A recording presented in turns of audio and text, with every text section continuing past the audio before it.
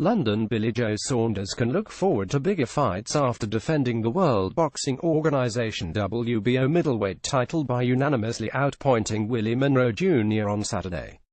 The English boxer made a second successful defense of the title to set up the possibility of a more lucrative bout against the winner of the more significant world middleweight title fight between Gennady Golovkin and Saul Canelo Alvarez, taking place in Las Vegas a few hours later. Saunders was rewarded for being busier and more ambitious by scores of 117,111, 115,114 and 117,112 after a far from thrilling affair at the Copper Box Arena in London. For American Monroe, it is his second failure to win a world title after Golovkin stopped him 2 years ago. "I felt a bit ring-rusty in there, but I want to thank everyone for the opportunity," said Saunders. Injuries and postponements had restricted Saunders to a disappointing points win over Russia's Artur Akhivov last December since winning the belt on points from Ireland's Andy Lee a year previously. But the 28-year-old Saunders 250-12 said he had felt reinvigorated under new trainer Dominic Ingle. The English boxer began full of energy and had the better of the first round, with a glancing left the best punch landed in the opening session.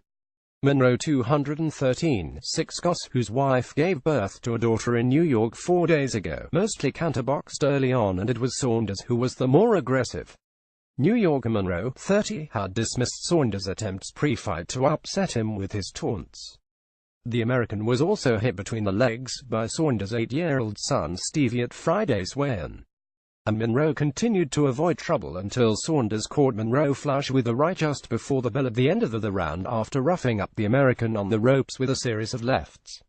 It had been a good start from Saunders, but he was cut above his right eye at the start of the fourth after a clash of heads and was later in the same round warned about using his head. Monroe landed his best shot of the fight in the fifth round, a big left to the side of the head, but Saunders returned fire with a good left hook of his own later in the round.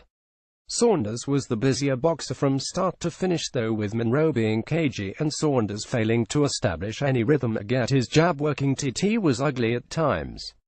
Saunders landed an impressive left on the counter in the eighth, and with the challenger failing to sustain any pressure, the decision was never in doubt. AFP